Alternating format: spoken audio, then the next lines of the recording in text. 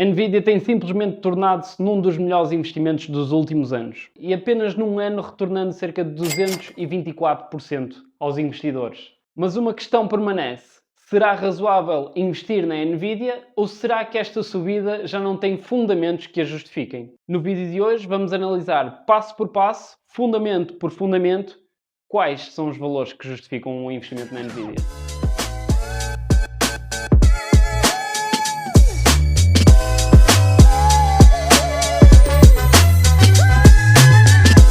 Antes de começarmos, todos os dados que vos vou apresentar neste vídeo vão estar disponíveis no link da descrição.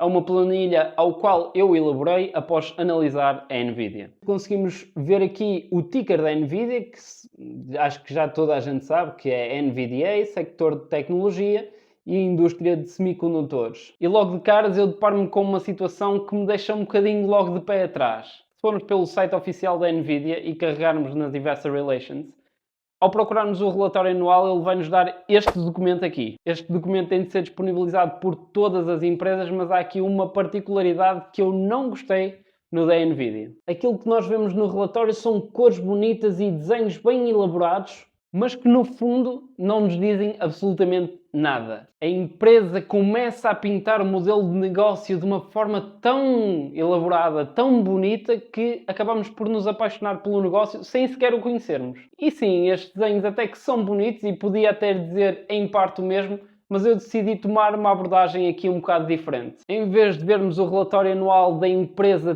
todo bonito, cheio de designs bonitinhos, vamos então ao site da Edgar, a instituição que regula este tipo de empresas, onde as coisas não são assim tão bonitas. Ao entrarmos no documento da SEC, vemos aqui texto escarrapachado a preto e branco, super entediante, nada entusiasmante, mas é isto que eu quero, é isto que eu preciso. E então, depois de ter lido aquelas 80 e tal páginas com muitas abreviaturas que eu nem sequer tinha ouvido na vida, eu decidi elaborar aqui um sumário do que é que seria o modelo de negócio da Nvidia. Então o que a Nvidia nos diz aqui é que existem dois segmentos pela qual ela reporta, um sendo computação e networking, onde está mais focada a empresa, que seria cerca de 78% da receita, ok? Primordialmente advinda de data centers, ou seja, servidores, seriam basicamente os servidores para computação das empresas. No caso, imaginemos uma Google, onde tem todos os seus dados guardados e alocados. São esses data centers que a Nvidia faz e faz bem. Depois eles dizem aqui que ainda tem alguns segmentos dentro deste segmento, que seria, por exemplo, o Nvidia Drive, que seria a plataforma de condução automatizada, robotização, primeiro tudo. E antes de mais, deixem-me dizer, isto é muito fofo. Isto é muito fofo. Depois, como não podia faltar, temos aqui inteligência artificial, não é? Parece que hoje em dia toda a gente faz inteligência artificial. Ora bem, vamos vender sapatilhas. Inteligência artificial nas sapatilhas. Bubble Much. E depois o outro segmento, resumindo, seria as placas gráficas que eles vendem para o segmento de gaming e ambientes de trabalho, onde seja preciso um processamento de dados alto. Mas estamos aqui a ver que existem dois segmentos dentro da empresa. O maior deles mais direcionado para o setor empresarial e o segundo mais direcionado para o setor retalhista, ou seja, pessoas como eu e tu que compramos placas gráficas. Então vamos aqui abordar um bocadinho melhor o fluxo da receita. Vemos aqui duas informações bastante interessantes, que seria o maior volume de vendas diretas a um cliente, que representa 13% da receita anual. O que isto quer dizer é que apenas um cliente da Nvidia leva 13 a cada 100 euros da receita da empresa. Pode parecer pouco, mas na verdade não é assim tão pouco quanto isso. Vamos aqui considerar que a Nvidia faz milhares de milhões em receita e o valor do volume de negócios deste único cliente no último ano é ainda grande. Existe também um volume de vendas indiretas, ou seja, a Nvidia vende a uma empresa e outra empresa compra a essa empresa, seria classificado como uma venda indireta. No último ano representa cerca de 19% da receita total. Tendo em atenção que nem sempre pode significar que seja 13 mais 19. Estes 19% podem fazer parte dos 13% e acredito até inclusive que façam 20%, quase, já é bastante para um percentual de receita em apenas um único cliente, não achas? Ok, mas existem aqui bastantes destaques positivos dentro do modelo de negócio da NVIDIA. No último ano, a receita advinda de data centers, destes componentes para os servidores das empresas, subiu 244%. É abismal o crescimento da receita de uma empresa tão grande, com uma capitalização tão grande, tão presente e tão desenvolvida no mercado. Temos também a receita de networking a subir cerca de 133% de ano após ano. Isto é de tolos.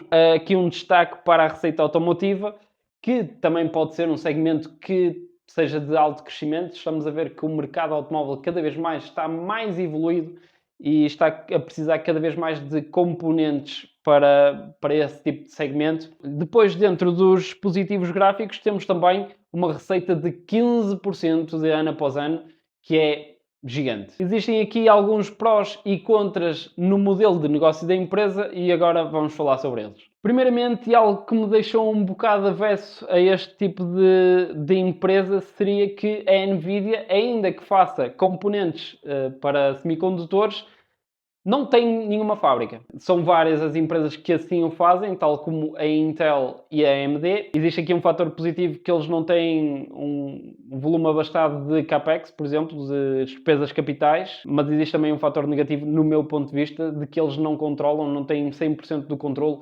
sobre a produção dos próprios produtos que eles comercializam. Existe também aqui algo muito curioso que a NVIDIA reporta, que são que as empresas que fazem parte da produção dos semicondutores da NVIDIA são quase todas públicas, ou seja, estão quase todas cotadas em bolsa, ou seja, existe essa transparência, o que é ótimo.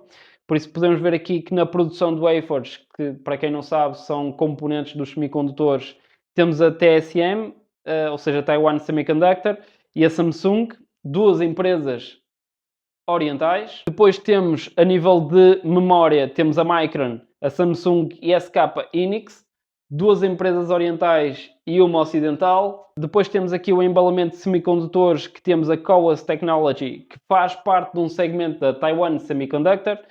Temos também a Samsung, novamente, e a SK Hynix, novamente.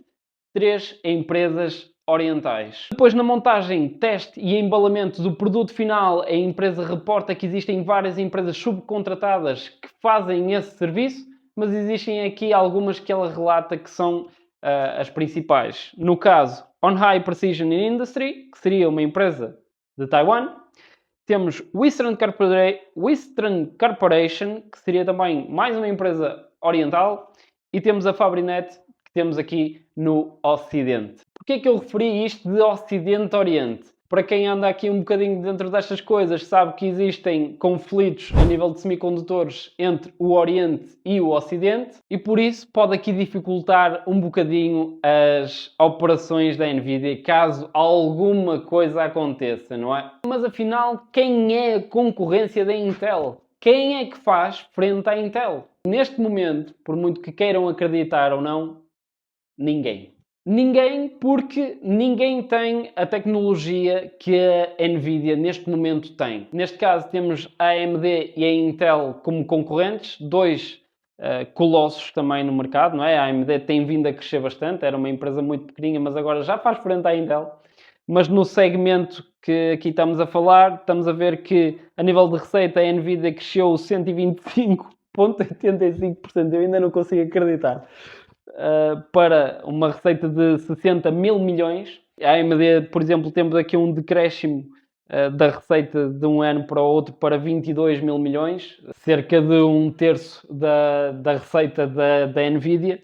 E temos no caso a Intel, que também perdeu 14% da sua receita de ano após ano, mas para aqui um número mais aproximado da NVIDIA de 54 mil milhões.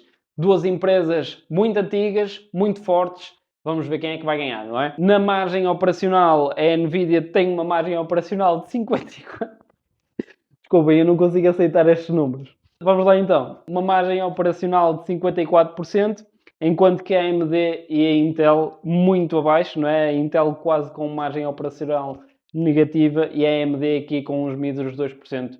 Números que são relativos ao ano de 2023-2024, ok? sendo que a Nvidia tem aqui uma vantagem sobre os seus competidores diretos, não é? Nós temos aqui de pagar um premium, temos de pagar algo mais acima de mercado pela Nvidia. É inevitável. Mas existem aqui algumas notícias que eu vou deixar a correr, não é? No caso, a Amazon vai apostar 150 mil milhões em data centers. Neste caso temos também a Google, não é? Não tem aqui valores explícitos, mas estamos aqui mais uma vez a ver que existem mais empresas e com um grande capital que estão a investir em data centers. A Meta está a pensar, neste caso inclusive acho que já fez um investimento, em infraestrutura para data centers, para estes servidores da inteligência artificial, armazenamento de dados, etc, etc, etc. Ok, nós já percebemos aqui o modelo de negócio da Nvidia, mas vamos aqui ao sumo da questão, não é? Números.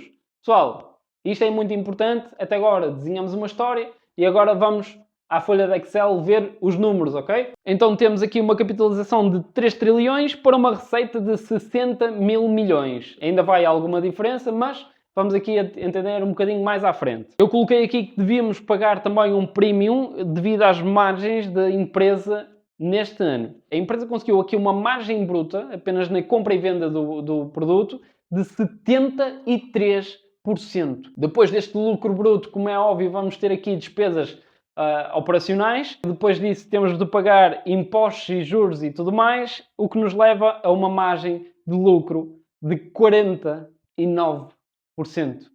Isto é incomportável, mano. Ou seja, dos 60 mil milhões que a empresa faz de receita, quase 30 mil milhões é lucro. E isto faz com que seja inegável que tu tenhas de pagar um premium, tenhas de pagar algo mais pela empresa. Ok, mas e folha de balanços? Vamos aqui analisar a nível de liquidez. A empresa tem 7 mil milhões de dinheiro em mãos e 18 mil milhões em equivalentes. Isto podem ser investimentos em mercados líquidos, como por exemplo outras ações ou etc., dando aqui cerca de 25, 26 mil milhões em dinheiro rápido, em dinheiro corrente, não é?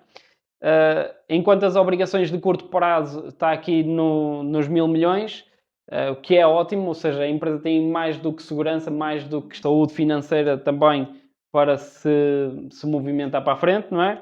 Existe também uma dívida de longo prazo de 8 mil milhões, o que é também saudável. É bom que a empresa tenha também alguma dívida de longo prazo, porque se ela conseguir ter retorno acima do juro que tem de pagar, é ótimo. É dinheiro grátis, ok? Mais uma vez temos de pagar um premium pela empresa. Ok, mas um premium é o quê? Um premium é tu olhares para os rácios, para os múltiplos de mercado que existem presentes e tu pensares que a empresa que estás a investir ou que estás a investigar merece ser paga muito mais. Por exemplo, nós temos o caso de Warren Buffett, que em 1800 e troca o passo comprou a Coca-Cola por um PE de 30. Como é óbvio, isto era um múltiplo muito acima do mercado, mas estamos a ver que existe aqui uma grande justificação, porque era uma empresa que realmente estava bem estruturada e que realmente conseguia fazer cavalgar a sua receita. Da mesma forma que tu decides comprar uma casa, eu sei que sou bué da bom a desenhar casas, por 100 mil euros,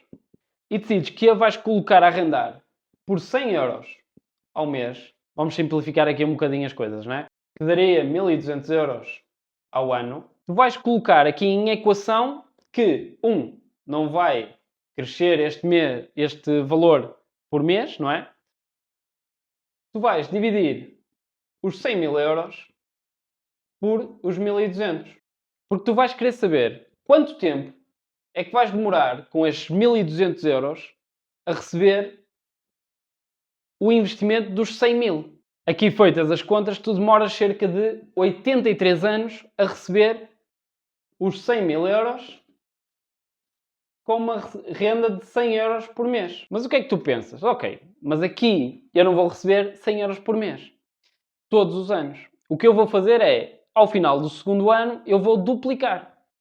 Então, no primeiro ano tu recebes 1200, mas no segundo já recebes 2400. Ou seja, este valor aqui já diminui. E o mesmo acontece com o PE das empresas. Existe aqui uma vertente que os investidores colocam em equação, que é, ok, este PE está alto, muito acima do mercado, mas também existe um crescimento de receita da empresa para justificá-lo.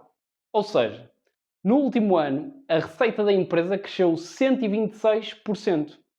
Se nós extrapolarmos isto para daqui a 5 anos, 126% ao ano, a receita da empresa passa de 60 mil milhões para 1 trilhão de dólares. O que, aplicando a percentagem da margem de lucro deste ano, de 49%, passaríamos a ter um lucro de 778 mil milhões, que no final daria um PE de 4. Mas o que é que acontece? Nós projetarmos uma receita igual à do ano passado de mais do dobro durante 5 anos é quase impossível. Para criar um fundamento debaixo desta minha opinião, nós vamos analisar os últimos anos da empresa. O último ano 125%, o ano anterior 0,22%, depois nós temos um aumento de 61%, 52%, menos 6%, 20%, 40%, 37%. Se calhar estamos a ver que o número dispar, o valor que está aqui fora da casa, seria uns 126%. Não? Mas eu fui mais além. Quis saber qual é que seria o valor de mercado certo para a Nvidia. Então, sendo um bocadinho mais cauteloso, eu apliquei aqui um case study assumindo 50% da receita anual e uma margem de lucro estável. Chegamos a 2028 com uma receita de 300 mil milhões, uma margem de lucro de 49% que daria 151 mil milhões e um PE de 21. Isto, claro, partindo sempre do princípio que o market cap, que a ação não sobe, ok? Mas isso não é o que nós queremos. O que nós queremos é que quer a margem de lucro, quer o market cap suba. E então vamos passar aqui um bocado à frente, vamos assumir aqui uma taxa de crescimento de 50% de ano após ano, uma margem de lucro escalável de 5% e uma apreciação de 10% ao ano. Então nós chegamos ao final com 308 mil milhões, 215 mil milhões de lucro e um market cap de quase 5 trilhões de dólares. Ai, meu Deus. Nos daria um pé de 22. Mas nós queremos, não os 10%, porque para 10% nós investimos num ETF sem custos, sem risco, não vale a pena. Vamos aqui assumir 15% de apreciação de ano após ano da empresa. Um market cap que já passa aqui os 5,5 trilhões de dólares.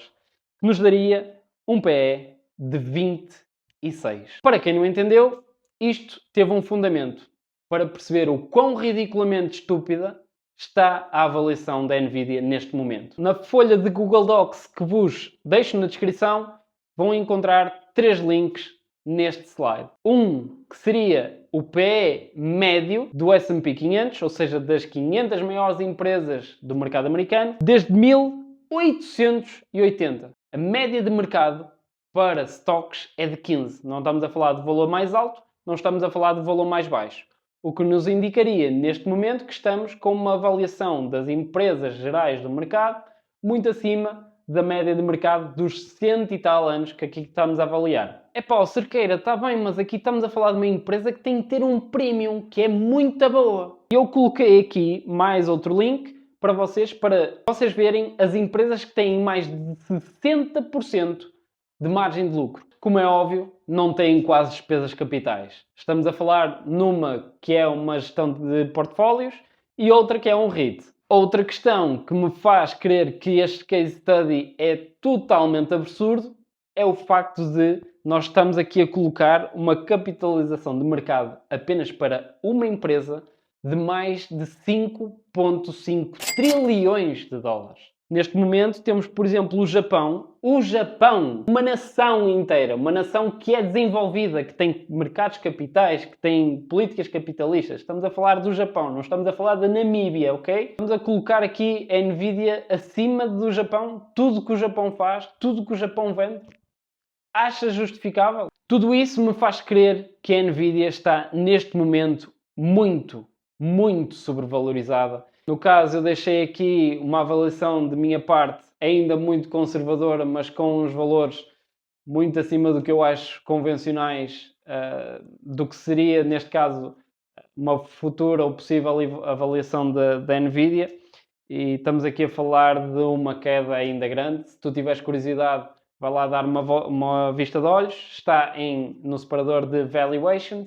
eu convido-te a fazer essa análise. E se tu tiveres uma opinião dispar da minha, se achares que realmente a Nvidia justifica toda a avaliação que neste momento tem, pá, por favor, deixa-me aí nos comentários. Eu sou o primeiro gajo a querer saber. Se tu gostaste deste tipo de análise a uma empresa individual, por favor, deixa o like e eu conto contigo para o próximo vídeo. Por isso, não te esqueças de subscrever. Um abraço e até à próxima.